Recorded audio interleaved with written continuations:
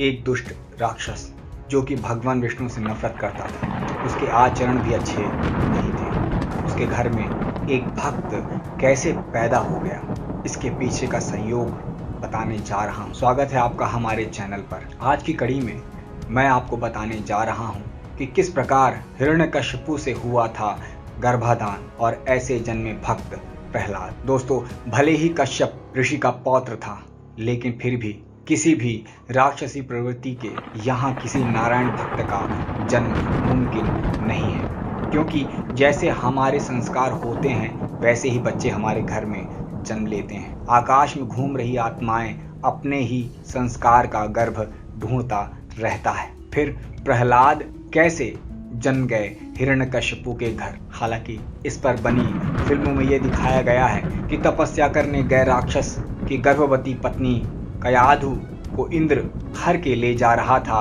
और तब नारद उसे छुड़ाकर अपने आश्रम ले गए। वहीं उसको गर्भ में भक्ति का माहौल मिला था। लेकिन नरसिंह पुराण में जो लिखा है वो इसके उलट है। मतलब या तो फिल्म किसी और पुस्तक के आधार पर बनी है या फिर उन्होंने कहानी को तोड़ मरोड़ कर किया है। रावण वैसे तो विश्रवा ऋषि का पुत्र था, लेकिन वो और कुंभकर्ण राक्षसी प्रवृत्ति के हुए, जबकि विभीषण साधु पुरुष हुआ। जानिए पूरी बात को, आखिर क्या है असली कारण प्रहलाद के राक्षस कुल में जन्म लेकर भी भक्त होने का। नरसिंह पुराण के अनुसार हिरण्यकशिपु ने 10,000 साल तपस्या करने का व्रत लिया था, लेकिन इसी दौरान नारद ऋषि और एक यक्ष ने उसमें व्यवधान डालकर उसे क्रोधित कर दिया और वो लौट आया। जब आया तो उसकी पत्नी रजस्वला होकर स्नान कर चुकी थी। दोनों एक दूसरे के साथ समागम में थे।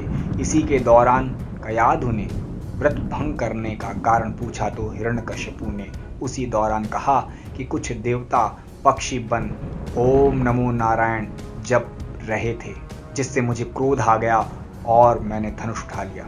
उसका ये मंत्र कहना हुआ और उसी समय उसका तेज स्खलित हो गया और गर्भ में प्रहलाद आ गए।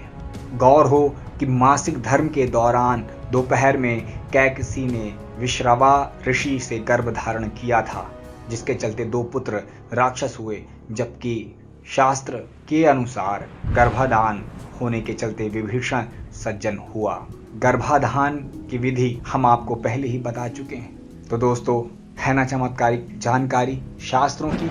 आशा करता हूँ आपको रोमांचित किया होगा इस जानकारी ने और आनंदित भी किया होगा। शब्द में कितनी शक्ति होती है आपने अनुमान लगा लिया होगा। कहते हैं ना, इस संसार की उत्पत्ति शब्द से ही हुई है, जो हमारे शास्त्रों और पुराणों में हमको सुनने, पढ़ने, देखने को मिलती है। तो दोस्तों, शब्दों का बड़ा महत्व है, तो कुछ भी कहने से पहले अपने जीवन में तोल मोल कर बोलें। कौन सा शब्द क्या प्रभाव छोड़ेगा आपके जीवन में, हमें नहीं पता। आशा करता हूँ आपको जानकारी पसंद आई होगी। लाइक करें, कमेंट करें, सब्सक्राइब भी करें। धन्यवाद।